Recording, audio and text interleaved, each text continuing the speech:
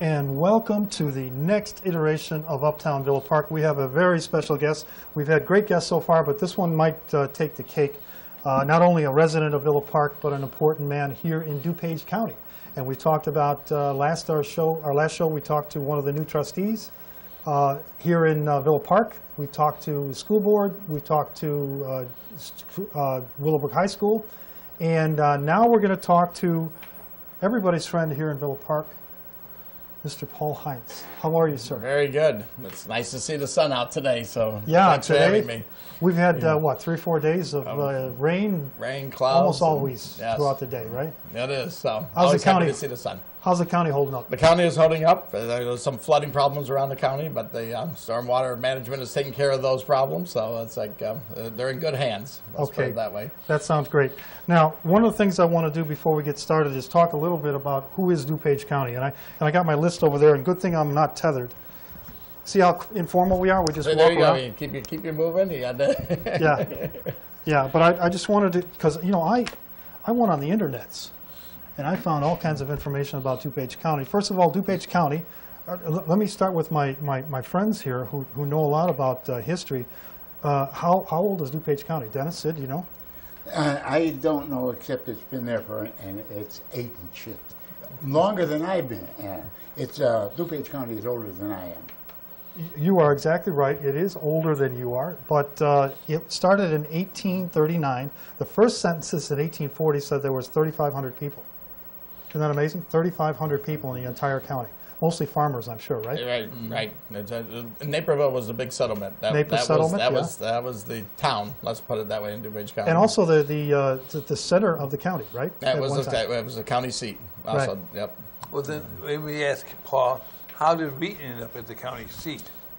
Yeah, well, what they after DuPage started to grow a little bit more, after 1839 is when the county became we're a county. We were part of Cook County prior to that, and so the fur trader DuPage, it was along the DuPage River, and that's where DuPage gets its name. Settled here, and they went to Springfield and became a county in 1839. The largest city was Naperville, or the Naper settlement today, as you know it. But pretty soon it took people in Elmhurst that settled along and around said, well, Naperville is not the middle of the county. We should move it to the middle of the county. Too far south. Too far south. Yeah. So they actually did a referendum, put it on the ballot. They went to Springfield, had a referendum put on. I believe it was 1860. Around 1860, they had the referendum to actually move the county seat from Naperville to Wheaton. That didn't set too well with Naperville, and Joan Naper, who was a legislator, and pretty much she was the political force there in DuPage County, said, well, we're not moving to Wheaton. Even though the voters may have said you want to move to Wheaton, we're not moving it. So, and there's a little anecdotes on how some of the records that I have records going back to 1839. We had the first county board meeting and all the way through, but I'm missing some marriage records. And my earliest marriage records are 1850. But the story goes is in the middle of the night, the people from Wheaton went down to Naperville, took all the records out of the courthouse, threw them on the wagons, but somebody discovered them, the church bells rang, the people came out, so as they're running out of town on the wagons, some of the books fell off the wagon and into the DuPage River, and those records are gone, but they did continue on, brought the records to Wheaton, and the Wheatons, those records are now there. Folks, this is a history lesson. You think that politics is odd right now? Back then, it was really odd. I mean, going in and stealing county records. Stealing county records, moving in, people saying you're not taking the records, even though the voters said this. But there's also one other story on where some of our records also going. After they moved them to Wheaton, they said, well, it'd probably be safer maybe to move them to the big city. So why don't we send our records to Chicago for safekeeping? Well, in 1871, the Chicago fire came through and burned all the records. So I'm thinking part of the story is, yes, we did lose some books while we were stealing them, but I think most of the records that we don't have also got burned up in the Chicago fire. But, and now, there was only 3,500 people arguing then. Right. Now there's we're getting closer and closer to 1 million people. We're the second largest county in the state. I'm not estimating 932,000. You probably have a better number. That's about right. I mean, the last census was 916,000, and that was in 2010. In 5 years, we probably added that. Okay. I don't know if we'll ever see the million. We're pretty much landlocked. I mean, it's harder, before when we had farms, subdivisions would come in. Right. Pretty much now what you're looking at is local downtowns are building condos and they're going Vertically, up. yeah. We're no longer spreading out because those open fields are gone, and Right. so whether we ever hit the million, it's going to be millions in condos are moving upward rather than outward. So, but Well, let's talk about the scope of the county, first of all, in terms of what it is like today. First of all, there's 325,000 odd households in DuPage County, and significant businesses. Let me just rattle them off here. McDonald's headquarters in Oak Brook, Navistar International, former International Harvester, right? in Warrenville, DeVry University, huge nationwide online and facility university in Downers Grove, E.B. Brown, the confection wholesaler for cigarettes and candy. Yep. They're in Naperville. Ace Hardware, huge hardware store, is in Oak Brook. And then Dover Corporation in Downers Grove, and Sara Lee in Downers Grove. So you got some big corporations here in the county. There are. There's large, and basically along I-88, as I always say, the corridor, it's Right. high tech too. I mean, you're talking some big corporations, but you have some, no longer do you have the factories, producing widgets and everything else. Now what you do is you have high tech computer. You don't need the smokestacks and everything else. So all these businesses, all those buildings you see along I-88 are high tech Right. computer, generating, and that's truly where DuPage has gone. And they've done a great job of bringing them in. Before we were the bedroom community. Basically, you lived here and you went east and you worked in Chicago. And now when you look, people live here and work here now. Right, And, right. So the daytime population doesn't go down as much where everybody's going into the city. Right. Before you. Yeah, but now we have a problem. We stole from Chicago for the last 40 years, businesses out here. Yeah, Right. Chicago's taking them back now. yeah. So we have a problem with that. Here in Villa Park by itself, we've had a couple move out here. Yes, we have. Bone Roofing was 45 years in the city of Chicago, That's moved right. out to Addison Road and North Avenue. So it's a give and take. There's some that we both. stole from Elmhurst. We stole Jewelry Exchange, which was a very good sales tax. Yeah. Very good to us. See, we are still stealing. Oh, We're yeah, stealing yeah, them so, more. yeah, you come to my town, that's right. You make it come over here. No, Yeah, that's right. Yeah, but you do. You give incentives. I mean, certainly Choose DuPage is a basically, I always say it's like a larger chamber of commerce is getting people into DuPage County, Right. and they do a great job of offering. Here's the services we have. Here's the the infrastructure we have. Yeah. But it is bringing people to the county, or you don't have to leave the county. But Yeah. Yeah. as you know, you look at the Eisenhower Expressway. There's just as many people coming outbound as there is inbound in the morning and in the evening. Right. It's a two-way commute that Right. happens all day. All almost. day long now. Yeah. Yeah. Before- And I drive a lot on 355. And in the morning, it's all northbound. Yeah. And in the evening, it's all southbound. Southbound. Yeah, yeah. Well, the other thing I wanted to mention also is a couple of huge facilities and organizations. First of all, Fermilab, part of that is in DuPage County. That's correct. Okay, that's actually in Batavia by It's in- address. Right, but it's actually in Winfield Township. DuPage has 9 townships, and basically it's a good section of Winfield Township, just west of 59 or 59, out in, basically between Butterfield Road and Roosevelt. Yeah, Is where it comes yeah. into DuPage. And that is, Fermilab is the second largest accelerator facility for scientific study of crazy things in atom size. Argonne National Laboratories has always been a big part of the United States government's scientific community, and that's here in And that's also in DuPage County. DuPage. They all overlap into DuPage. They're also in Will County also, but yeah, Right. but Argonne is another large tract of land that's down in Downers Grove Township. Right, right. South of I-55, basically. Okay. And one thing that's actually good and bad is O'Hare Airport. Part of it is actually DuPage It is. County. That's right. It is. Nobody really realizes that, and we'll get into it a little bit later. But we have taxing districts that come into DuPage, and Chicago actually is a taxing district in DuPage County because of the airport coming in. Right. I believe it's an American Airlines hangar. They get like one tax bill, and but basically, and now that they've enlarged it, and part of Bensenville now is Right. when they annexed it, took Bensenville and tore down those homes, now becoming part of the airport also. So Right. the airport has a larger Encroaching footprint in in DuPage County, right? A long time ago, when I was known to take a little bit of the sarsaparilla, I made tavern bets on saying, hey, Chicago is in DuPage County. And everybody says, no, it can't. Right? Absolutely not. I could drag out a map and show how much of the airport, which is Chicago, is in DuPage County. Maybe about that much on the map, but it's there. Right? Did you get free drinks for that, right. Sid? Yeah. Yeah, you got a couple, huh? Yeah. Okay. Those trivia questions. See, there you go. All right, a couple other things. College of DuPage is the largest community college, junior college, if you want to refer to it that way, in the United States. A two-year college and does a lot of training. Has a Homeland Security building there that's significant for training not only students in college age, but also the community's police and fire go there for a lot of training. So it's an excellent facility. I've actually been there for the CERT training that they do for the local communities. Great facility. But why are we all talking about DuPage County and what's included, what's part of it? It's because this man sitting in the middle controls all of the information about DuPage County. Am I right? That's true. We have the records. We have records going back all the way to 1839. So yes, all the way through. And you know, with the surge of ancestry registrations and Ancestry.com and all the people who want to find out who are my ancestors. Right.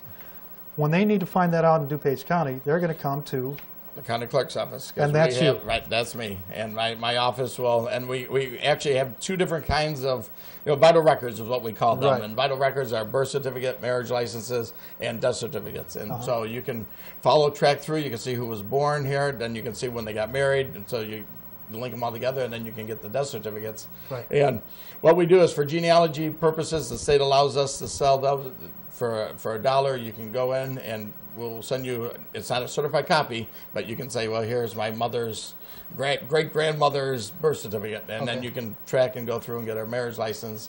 That otherwise vital records. You're saying Donald Trump would not accept that? Donald Trump would probably not accept that. So and it's fun. People love to track back, and when in the grand scheme of it, 1839 isn't that old. I mean, it's like you go out east of Boston, you're talking 1620s and 30s. Yeah, and, right.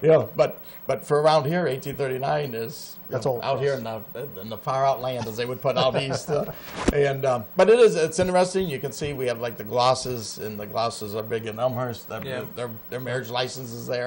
It's kind of interesting every once in a while just go back and look at the really old, because most of our streets, we have a birth and a marriage license for those people that the streets are named after today.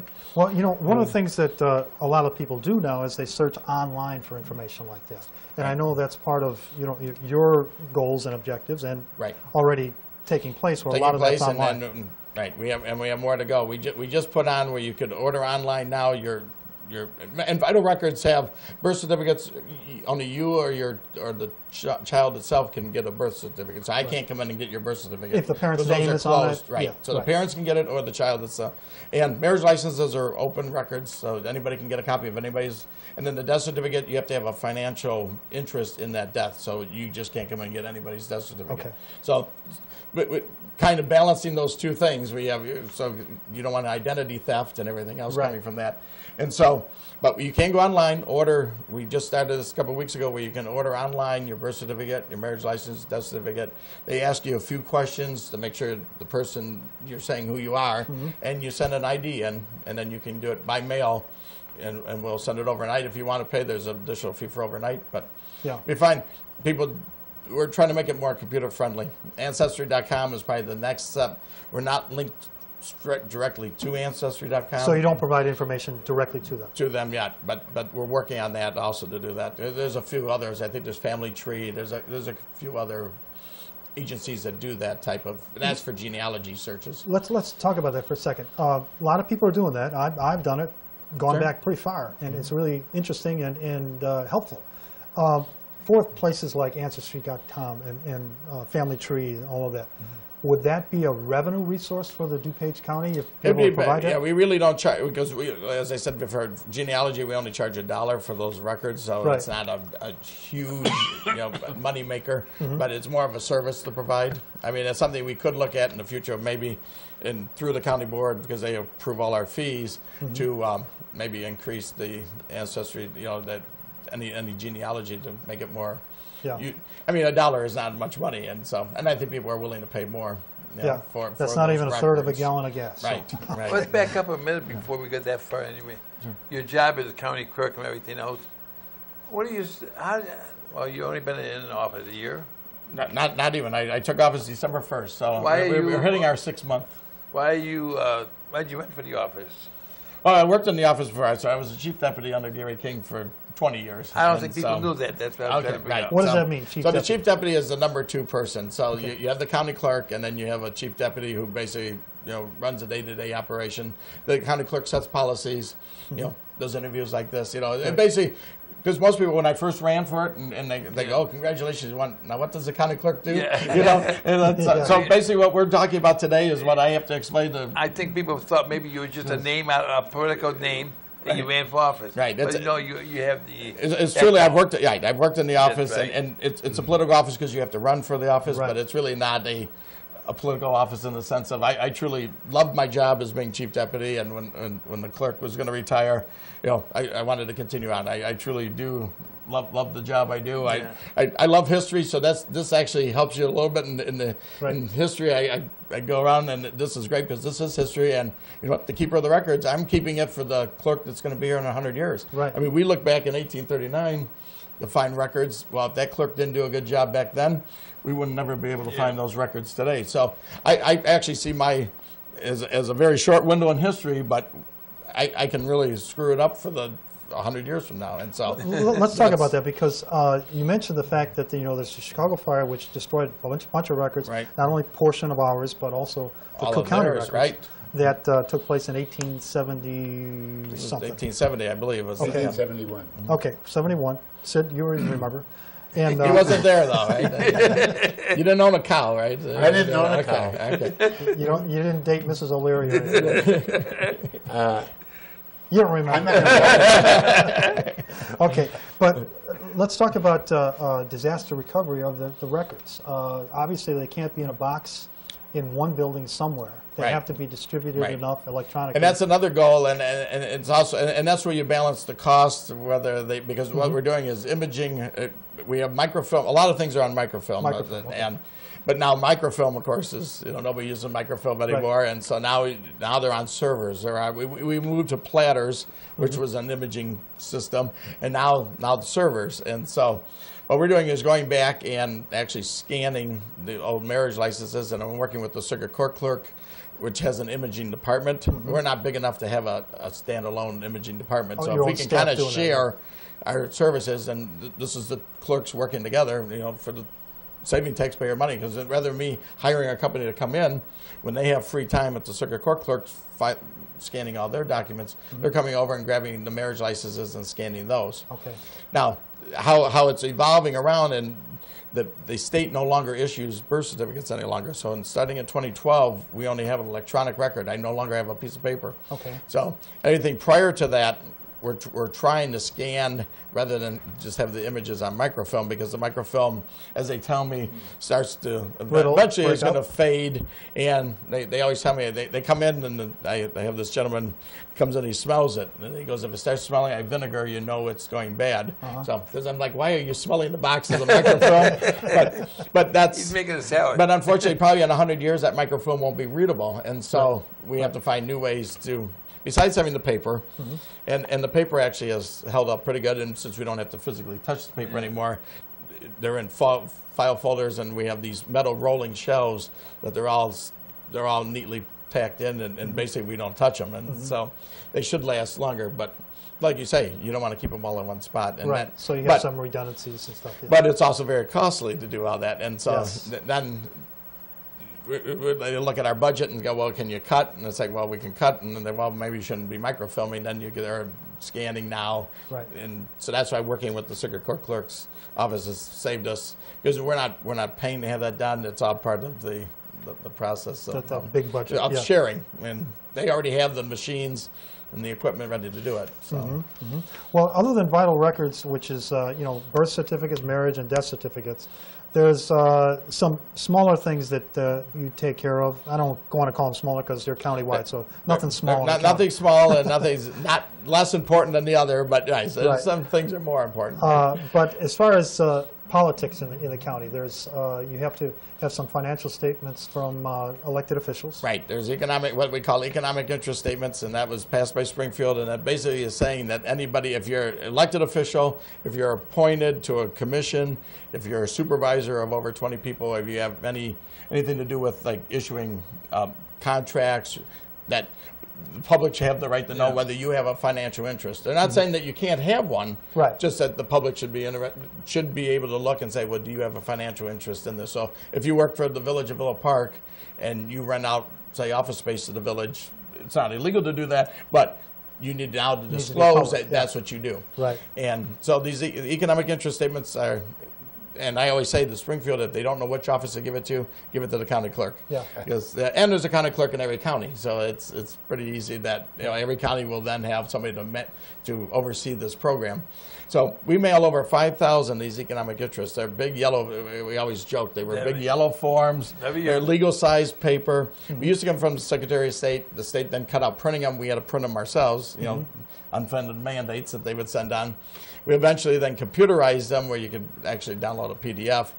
But it really, you would fill out, we would mail you the form, you'd mail it back in, we would stamp your receipt, mail your receipt back. And it's like, well, this is a lot of man hours, a lot of, give and take, I mean, the employees have people at the counter. We have better use of the employees' time than stamping receipts and mailing them back and forth. Right. And so this is the first year we've implemented where you can file online. So you're going to get an email sent to your email address. Each clerk, whether it's a village, township, school district, everybody sends in the name that's responsible for filling out one of these economic interest statements. We then send an email to them saying you can go online, you click on it, you get a password, you log in, you filed the thing, you click it, and you get a receipt emailed back immediately showing that you filed your economic interest, and then it's online. Done. The public can go in and go to our county website, go to the county clerk's website, click on it, and there it is. And now we're going to... I think it's great. This is the first year that I got one instead of three. Right. It used to be three, one for each. Right. That's another one. What we did is we've linked them together. So if you serve on a commission, a board, and something, you may have 2, 3 of these to fill out. The electronic one now we link all 3 together, so it will list all the 3 that you're required to file, but you're only answering the questions once, one time. and you can bring it up, and you can sort by if you want to look at the districts you're looking for. So if you want to see just the Village of Villa Park, or you want to see District 88, or you can just pull up the people that are required there. You can look at everybody. You can sort by name. And one of the things I want to clarify, though, you mentioned commissions, and Dennis talked about having to fill out one, too. I'm a commissioner on a cable commission, so is SIT. We don't have to fill that out because we're not a taxing body. Is that right? Right, or you're not giving out contracts, so you're not voting on contracts, or you're not, right. So you don't have any decision-making that would affect basically the economics, the finances, okay. Right? And so if you're not doing that, then you're...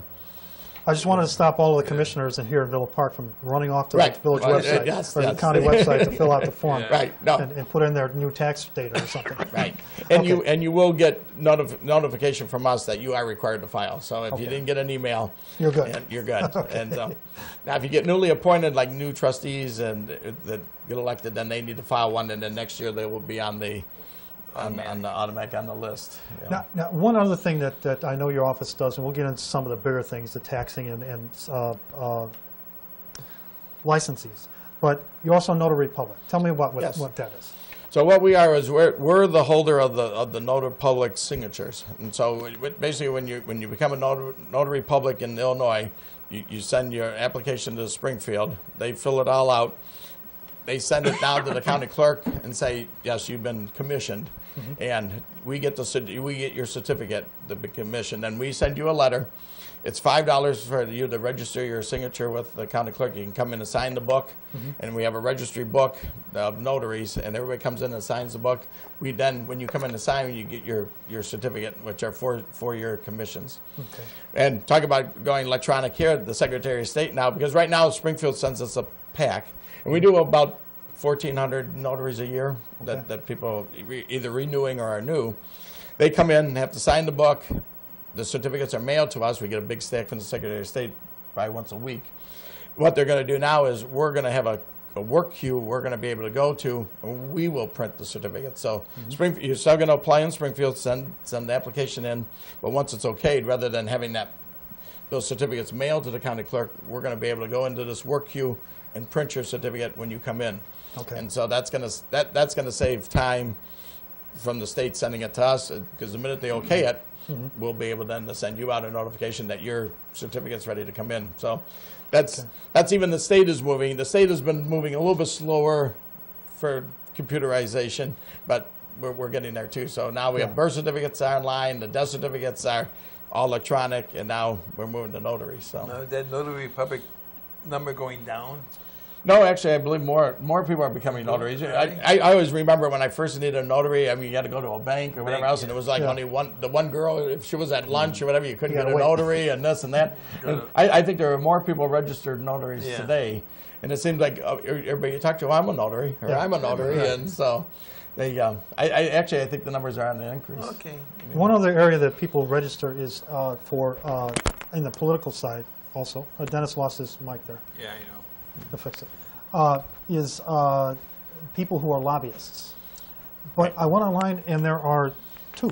Yeah, we have very few, and this was an issue before. It's like, they have to lobbyists that lobby for the county has against to to the county to the board. to the county board has to register. So basically, if you're a lobbyist in Springfield, you register with the secretary, the state, and say, I'm a lobbyist. Here's the list.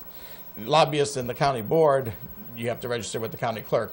And that was always an issue. We'd have 1 or 2 at the most every year. And I mean, people, I heard from some, I'll tell you, you need to list them all or whatever else. And it's like, well, there's only 2. I don't think they believe me. Because Cook County, they have like 500 or 1,000. It's like, and it's like, really, there's only 1 or 2.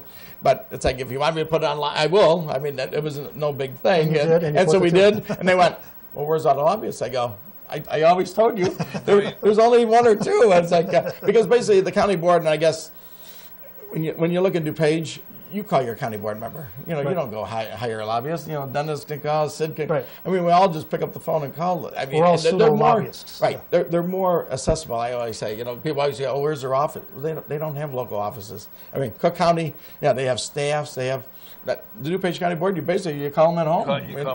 Yeah. I mean, it's a very people can't believe it. It's like, well, you're talking to them on their cell phone. My problem is they all got call ID now, and they know when I Now call. they don't. You can't hide anymore, Dennis. Can't hide anymore. You have to change a different.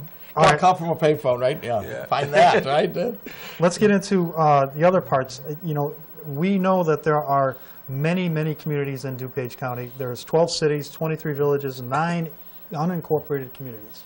And we can't list them all because we only have another half hour. There you go. So it's like, but you manage licensing for those unincorporated areas in a lot of different areas, right? Right. And that's where people always get going. We do the licensing only for the unincorporated area. So if you're in an incorporated city, village, you go to that village. You go to that village or city, and they have their own laws. But the county code regulates what goes on in the unincorporated areas. Our number 1 license probably is the liquor license. As county clerk, I'm the secretary to the liquor commission.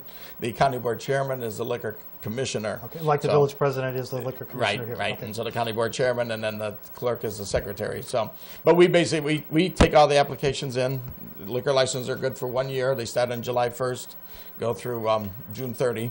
And so we're in the renewal process right now. They're coming up close to having their new license on the wall. And but basically we're down to we do about a little over 50 licenses. I mean, a lot of them are country clubs. There's some bars and the issue that's kind of come up. We have 1 meeting a year with the county board chairman. Dan Cronin meets with the liquor holders, and discuss what they like to see in that. And of course, video gaming is always the one issue, because they say, well, the gentleman next door in the bar is in West Chicago. He has video gaming. I'm an unincorporated, and right now the county does not have video gaming, and that's the number 1 issue. Has that come up yet? I mean, has that been What's come up? decided? The county board voted against it.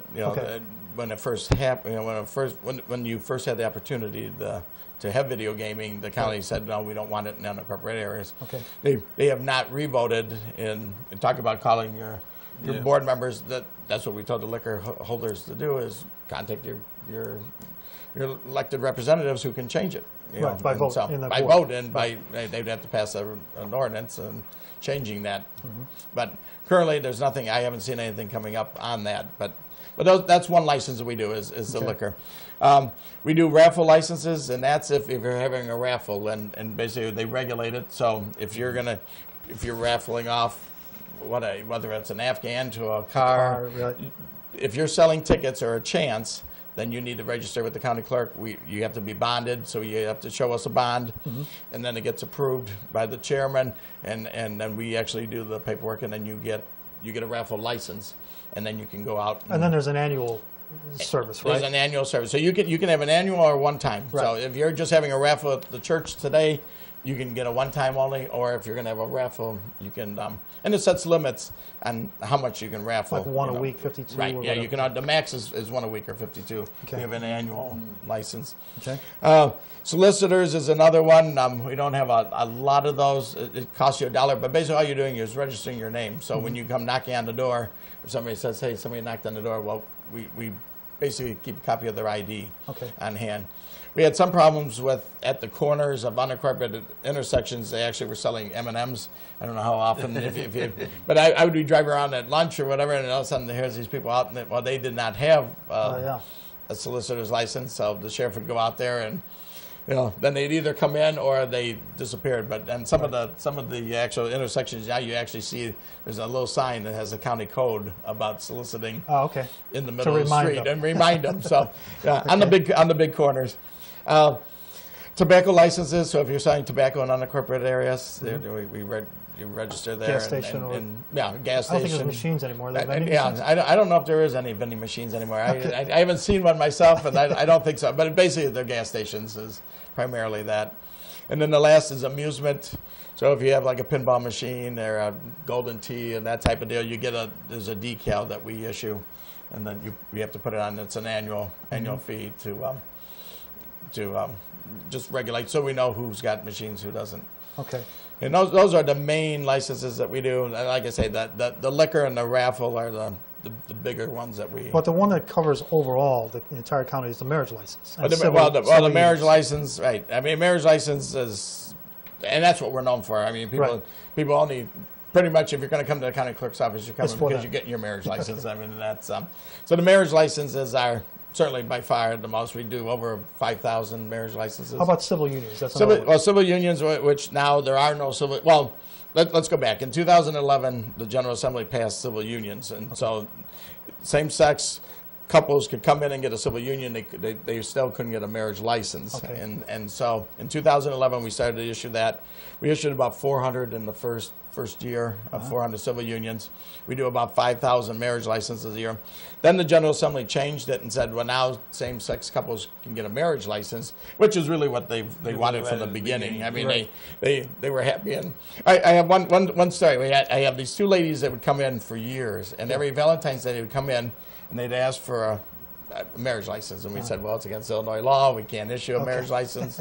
And so they're like, okay, well, they'd give us a Valentine's Day card, and they would walk up. So next year, I always knew on Valentine's Day they were going to come in. They came in. So now they come in on Valentine's Day. June 1st was when the civil unions took over. Yeah. So they came in on Valentine's Day, and it's like, well, we can't give you a marriage license, but on June 1st, you can come back and get your civil union. That's not necessarily what they wanted, but they were our first couple in line to get their civil union. So that was kind of a story after all those years of coming in.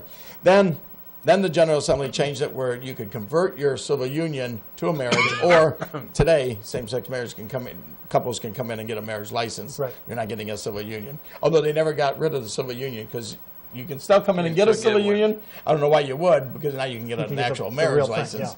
Yeah. But those two ladies came back in on the first day that we had marriage license, converted their civil union to a marriage license.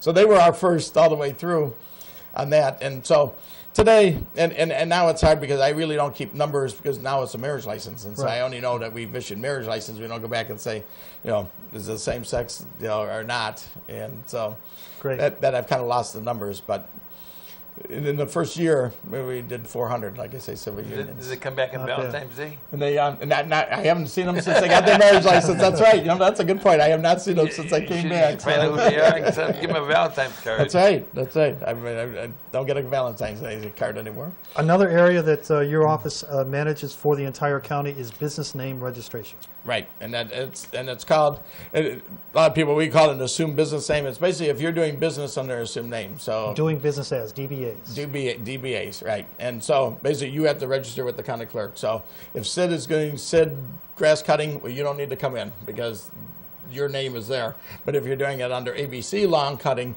well, I don't know who owns ABC lawn cutting. So you have to come into the county clerk's office. It's a $10 fee. We will type up.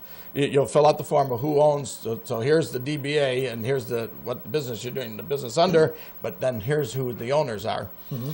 We will then give you a publication to take it to the newspaper. So we'll actually type out what goes in the newspapers. And if you ever look in the, if you're really bored and you go back into the legal notices and you see back in the legal notice after the death notices, after some used cars, you'll see in the back of the whole statement of the company's name and then who owns it, and then and then it's certified by the county clerk, and that has to run for 3 weeks continuous. So you come in, you get that. We give you what you need to take the newspaper. You can take it to we have a list of newspapers that qualify, but they have to have a general circulation in DuPage County. Right. You list that for they publish it for 3 weeks. They mail it back to us and that yes, it did appear for 3 weeks. We will then assign a certificate number, and you'll get your doing business under assumed name certificate. Mm-hmm. And that most banks, before a lot of people, the banks would set up the account. You could have your checking account set up before you had proof that you actually had a DBA. But now the banks are requiring DBAs, the certificate itself before. So that's actually encouraging people not just to go out and get the. They're actually driving them to us first, which is what they needed to do. But what about name uniqueness? Making sure that the name is not the ABC company 12 times. Right. The only time is if you want to protect your name, because it's really not protected. People, is it protected? And that you really need then to have an LLC or an incorporated, and then you don't need a DBA. So if like McDonald's Corporation, because it's a corporation, they're filed with the Secretary of State, and so they don't have to do a DBA. It's purely just if you don't want to do the incorporations, you don't want to do all that, the legal work. This protects the public is really what it does. Okay. All right. One of the big things that we have not avoided, but I wanted to give enough time to, is property taxing. Okay. And we all assume that the local tax assessor is the person that's involved completely with the tax bill, but in fact we get the property tax bill from the county. And you play, the county as a county clerk plays a major role in that process. Tell us how that works. We do, and actually I guess that's probably one of the better hidden secrets, I guess, of because most people do. It's like my assessment or the treasurer sends out, the collector sends you the bill. Right. My name appears over on the bill. Yeah. But the county clerk is the office that calculates the tax rates. And so basically how the tax... Now, what's the tax rate compared to the tax assessment? Okay, the assessment, we'll start at the beginning. My valuation went your valuation down. is... My valuation went down the last 4 years. Right. My taxes went up. But your tax rate went up. And that's because the taxing districts each submit a levy. So there's two parts to the whole process. Is the taxing district, so each one of those taxing districts, and there's 381 districts in DuPage County, so like High School 88, the Village of Villa Park, District 45, they each submit a levy to the county clerk by the last Tuesday of December of each year. We're always collecting in the rear. So right now, the tax bill that you just received is really for 2014. Right. And so by the last Tuesday in December of 2014, all these districts submitted a levy to the county clerk saying, this is the amount of money we need to operate. Mm-hmm. The assessor goes ahead and assesses everybody's property in every single parcel, and there's 335,000 parcels.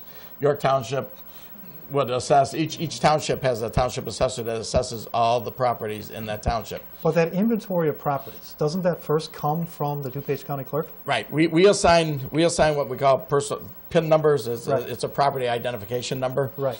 And those are, so say if you have a double lot and you want to divide it in half, you would come to the county clerk, you would divide it in half. Not We'd the assign, tax assessor. Not the tax assessor. Right. Right. We would assign 2 new PIN numbers. The PIN number identifies a legal description. So if you're going to go the 30 feet to the north, to the south, and you read these legal descriptions, Right.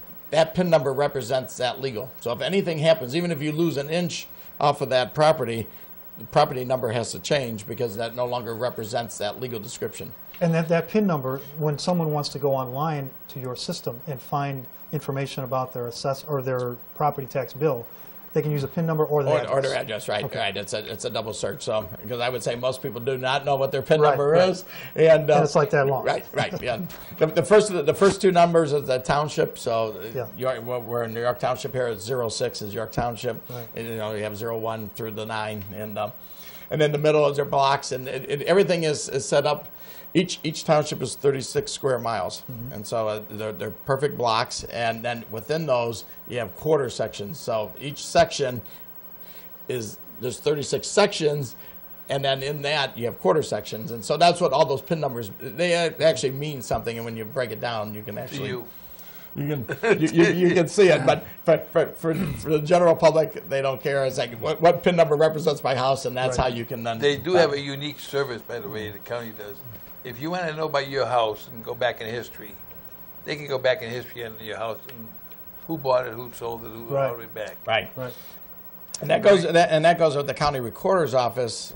And the bigger counties, some smaller counties, you have a clerk recorder. The clerk is also the recorder. Yeah. In the larger counties, you have a separate elected recorder. And so the recorder of deeds, and that's the title, is recorder of deeds, records all the deeds. And so you can go back to the very beginning to see who owns your property. It was a farm at the beginning, and you Yep. divided. And all those PIN numbers would follow along then. Yeah. Okay. So you could have one giant PIN, either divided by 100. Those 100 then get divided.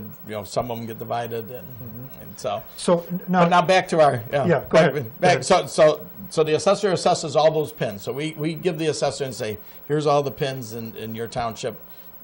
They place a value on it, an assessed value. So now I have the district that says I need this amount of money. Right. I have the assessor that says here's what the value of that district is. That's the county clerk now to figure out, now if there's 4 of us sitting around and I want to collect $1, well, all of us are going to pay 25 cents. So the tax rate, in essence, is 25 cents. Right. Okay. If there's only 3 of us, and this is where we get into your value goes down, well, the value going down means there's less people paying Right. into it. The levy amount didn't go down, only the value. So now if there's only 3 of us paying the $1, we haven't changed the $1, but the 3 of us, well, now the tax rate's going to be 33 cents. And so that's why when your value goes down, your rate goes up. Yeah. And if the values go up, your rates go down. So if there's 5 people, well, we're only going to pay 20 cents. Right. And so that's how the rate fluctuates. And that's why people, and that's my biggest question is, well, my value went down and I'm paying more. Well, because the levy didn't go down, the asking amount didn't go down, but the people paying it went down, or the amount. Here is my $64,000 question. There's a proposal at the state level to freeze property taxes. Right. What you just said, is it possible? It is, and this is where people start to glaze over. So let's go back, and then we'll go back. So basically, people complained and said, well, my taxes in the 80s, values were going up like 16%, but the tax bills were going up 20%. Well, your rate should have been going down, not up, in this whole scenario. Yeah. Right. But the districts said, well, hey, we can get more money. There's more people paying. Well, you're still happy to pay the 25 cents, so let's raise it up, and then we'll still get the 25, even though we should have been paying 20. Right. So what they did is there was enough outrage that they went down to Springfield, and they asked for what they called the tax cap. And in 1991, General Assembly passed the tax cap. And kudos to them. We were, the DuPage County Clerk's office and some of the assessors here in DuPage County had a big role in developing the tax cap. And the tax cap works in the sense that it caps what they can ask for. Because you never want to tax your rate, because your rate should be able to fluctuate up and down. Right. Your assessment, you don't want to lock in, because that also should be able to move up and down. But the amount, what generates your tax, the amount that you actually write the check for, is the asking amount. So that you need to cap or limit the asking amount. And that's what the tax cap did. It said, you taxing district, you received this amount of money this year, you can only increase that by the CPI next year. Okay. And so this year the CPI is Price one, the Index, consumer price index. Inflation. Right, inflation, right. Okay. And it's certified from the state of the Department of Revenue, certifies to the county clerk what the CPI or what the rate of inflation is. Okay. And so this year it's 1.5. So I took what the Village of Villa Park received last year, multiplied that by 1.5, and then divide it by the value of all the property in Villa Park, minus any new construction. There's always new construction value. They should get an increase because there's more. If there's more homes, then there should be more services. So it doesn't cap them from not getting additional money for additional areas. That gives me a rate, or what they call a limiting rate. And under the tax cap, that limiting rate, they can't exceed that. So if they ask for $2 million, but that rate only gives them $1 million, I'm gonna lower them down, or the county clerk is gonna lower them down to $1 million. Yeah. And so the tax cap does work. I mean, It does work, but I'm on the police pension But- board. Now, we don't have enough money in the pension board. Villa Park is in good shape, I'm not saying that. Right. But a lot of people are in bad shape. Why can't they just increase the taxes for the pension board? Right. We're paying it on the tax bill. Right. Well, they can't, because the tax cap, because all those there's different funds for all these different, whether it's the pension fund or Yeah. the fire pension, Okay. the police it's all grouped together under that tax cap. Now you can go to referendum, and Like the we tax did for cap allows streets. it, like the streets. So Right. Villa Park did not have enough money for Yeah. in their levy to go for the streets. Or But the incremental that they or could have incremental increase was not going to be enough to pay the streets. So there they went to the voters, and under P-TEL, or the tax cap, they're allowed to go to the voter, and if the voters say, yes, we want to pay more, like they did in Villa Park, then that's fine. gonna happen. But the district can't do it on itself. It has to go to referendum. So in that case, right, Villa Park then has, I increased the CPI because of that referendum and the bonds. Now, and this is, there's so many exceptions to all the rules, but debt is not under the tax cap. So if you have debt, so if you've gone out and gotten bonds, that does not fall underneath that calculation I just did. So that can be So assessed at that's higher. right. Okay. So, and you normally see, normally there's 30-year bonds or 20-year bonds that they're going to pay it off, where you kind of see the bell curve. Because we had where- 2 bond issues in Villa Park in the last few years, Right. 88 and Village of Villa Park. Right, Yeah. right. And so you see those, they're not too bad at first. They get at the high point, then they start to tail off toward the end. Yeah. That's outside that whole calculation I just did. And so now we go to your point of they want to freeze property taxes, and then there's 5 bills down in Springfield that I saw that basically they're all the same, but basically what they're doing is they're making the CPI 0 instead of me. So whatever you received last year, that's what I'm going to divide by to get the limiting rate. That actually works. Now, the only part that's not going to work is that your bonds are outside that calculation. Okay. And so you're going to, and you have to, these are guaranteed municipal bonds. I mean, that's why people buy these bonds, is because they're guaranteed funds. The rate that they're going to get, right. Right. And so they really can't touch that. So they say they're going to freeze them. If they do pass this law the way it's written today, at least, I would have a CPI of 0, but that's not going to affect the bonds. The bonds are still going to go up. So people are still going to then call saying, well, my taxes went up, and I thought you froze. I thought you froze them. That's the only thing that they're not addressing. But you really can't not pay those bondholders. And so What happens to TIF districts? We have 5 of them, I believe, in Villa Park. right. 1 brand new. What happens to those in that scenario? Okay, now TIF districts, and then you want to talk about glazing over. You think the property tax calculations are bad. TIFs are basically what we do is when the TIF comes in, we freeze the assessment on those. And I got to stop you because I hate using acronyms, and I just did. Okay. Tax increment Increment financing. financing. You have an area that has some development that they want to do. They say, well, we're going to create a TIF, a TIF, and that means that any of their increase in taxes will be put back into funds for betterment of that area. correct? Did I That define is it? correct. Okay. Right. So basically what they're saying is it's for blighted areas. Initially when the General Assembly passed it, it was for like the west side of Chicago, the factories Right. or whatever. They have developers come in, they need new sewers, they need new streets, whatever, infrastructure they need to build. What they do is they freeze the assessment at the time of whenever so start. basically it's an abandoned building or it's a very dilapidated building, so the assessment's going to be low. You're going to freeze it there. You hope then that tax increment financing area will encourage developers to come in. They will now build and refurbish the building, build a new building. That assessment goes up, the value will go up, but we're still taxing at that lower end, but at the frozen value, not the current value. Okay. How the tax cap then works is we're gonna assess and I'm gonna come up with the rate at that lower value, but when we actually send the tax bill out, they're paying on the current value. Okay. So the person in the current, and that's what we call the diff to TIF, or the difference between the frozen rate and the current rate. Okay. That amount of money is what funds the tax increment financing. So if I calculate the rate here, we're collecting at this level. The difference is the money that then goes into either paving the street, putting sewers in. So it goes the TIF back doesn't in. suffer. TIF doesn't suffer. Okay. Yeah, But the other taxing bodies does. The school district suffers. well, it makes their rates higher because the frozen value, because I'm freezing it here, Yeah. the value should be here, so that means that the school district or the village should have a higher value, which means their rate should go down. Right. But you're doing it the other way. I'm artificially freezing the value of Yeah. the district is artificially lower, but that's so you can generate that additional money. But Okay. if you're not in the TIF, you're not paying per se into the TIF. So say at my house and I'm not in the TIF, I'm not funding the TIF.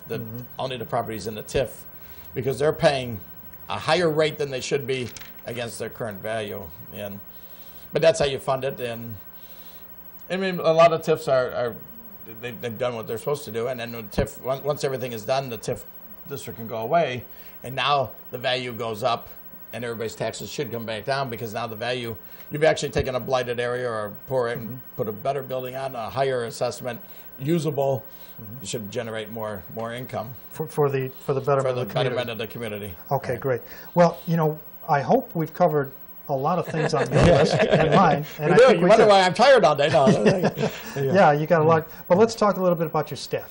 I mean, Okay. you're not the guy that's doing all of this. No, right. We set the policy, and like I say, it's computerizing more and computerizing more, and that's my goal. Is that where else can we improve this? Where else? That's now. And how can we do more with less? And basically, that the staff of the county clerk, I have 18 employees that work for me. Basically there's 3 different functions that we do. We do vital records, which is what most people come into. That's our front area. That's where the counter is. That's where you're coming in. That's where the public really comes into the state. So we have 10 employees there that handle everybody that comes in. In the back, then I have five revenue specialists, which they're assigning the PIN numbers. During tax time, we're calculating the tax rates. They're taking in levies and bonds and everything else throughout the year. So that's primarily that. We also keep the real estate file. So if you move, talk about those deeds. Well, we get the deed from the recorder of deeds office. So we're keeping the real estate file up to date. Okay. So the right person gets the tax bill. Okay. It's sent to where it should be. So that's a constant. Every day somebody is moving and changing, and they refinance the mortgage. Refinancing it changes again. Right, right. Yeah. And so depending on where the mortgage gets, and so we're always updating the real estate file. That's a daily process that we do. Right, and then we have my administrative assistant who actually does the county board does the minutes of the meetings. So I go to the meetings, I take my notes. She then converts them into the actual minutes that the county board then approves. An official document. Official document that they, so we get all the resolutions, all the ordinances, they all have to be, the county board chairman signs them, I attest to his signature. Then we scan those, we've also gone into that. We have an OCR, which is, it looks at the whole document. So if I'm looking for Main Street and Lombard, we can type in Main Street and Lombard to bring up all the documents that have that, because like your PIN number, most people don't know what the ordinance number was. And so we started doing that now, where the ordinances are all scanned in, and that way we're able to retrieve them. email them. We don't have to print them. We don't have to. But sometimes a certified copy is needed, so then we certify all those. Okay. The other board that we've now picked up, and we've only been doing this a few years, is the Emergency Telephone System Board. What is that? That's your 911 board. Okay. And so when you look in your phone bill, you see 911 surcharge at the bottom. Well, this is a board made up of police chiefs, fire chiefs, people that actually use it. The sheriff has a representative on. They basically run the 911 system in DuPage County. The DUCOM service that we have here. Right. So DUCOM is one of what they have different calling sections. So when you dial 911, you might go to DUCOM, you may go to some other. Those Fire are the East, answering. Fire West. Right. Okay. So those are the firing districts, or the answering districts that then disperse the emergency personnel. So it was never under the county board guidelines of a committee, but now it's under a county guideline. Well, when it became under the county's guideline, then the clerk became the secretary of the ETSB board, Okay. or the Emergency Telephone System Board, and so that's been a unique thing for me to learn. And talk about acronyms. That's all they talk in. They have PSAPs, they have this and that, and then at the first few meetings, I have to. What are they talking about? Yeah, what are you talking Sid about? and I are old phone company guys, and Sid was a Western Electric installer for years. And I was with AT&T and Illinois Bell, and I remember the acronym list was, thick of the AT&T guides, and Western Electric was part of that. So you remember those, Sid, right? Oh, I remember having them. I don't remember any of them. They probably have changed. They probably changed too. So, but so those are the two sets of minutes that we that we have, and so that's what that keeps us busy. If we're not doing a county board meeting, we got a 911 meeting. And well, so. Go ahead, Sid.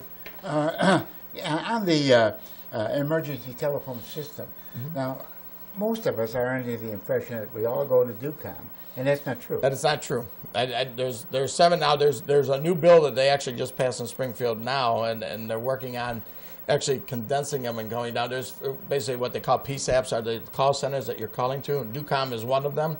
But I believe there's 8 currently in DuPage County. There's 8 right now that you actually, when you dial 911, you're not always going to DUCOM. And when you're calling from a mobile device, a cell phone, you go to a temporary spot, the county, right? Right. And they're also looking at that. That's something else that they're discussing among themselves is there's programs that will actually identify your cell phone and send it to the proper area. You can actually, because cell phones are now, most people are, even at home, are calling from their cell phone. We've lost a lot of landlines, and so those are kind of going away. Yeah. And so there's some new software and programming that they can do. But yeah, you're not just calling one spot where we all think, right, I always thought that too. I thought there was just one 911 center. No. But they're talking about now consolidating them more. Rather than having 8, they want to go down to 3 or 4. And that's part of a new legislation. A lot of the communities in DuPage County are not in DUCOM. Do you? Okay, I'm going to have to cut you guys off because we have 2 minutes left, and I want to summarize this. And I'm sorry, Sid, to cut you off, but you have given us great information and probably generated a lot of questions as well as answers, which is always good. It's always good. But how does someone contact the clerk's office for any of the things that we talked about? Sure. Well, you can go to our website, and it's www.dupagec.org/county clerk. So DuPageCO is all one word, .org, and then the /county clerk.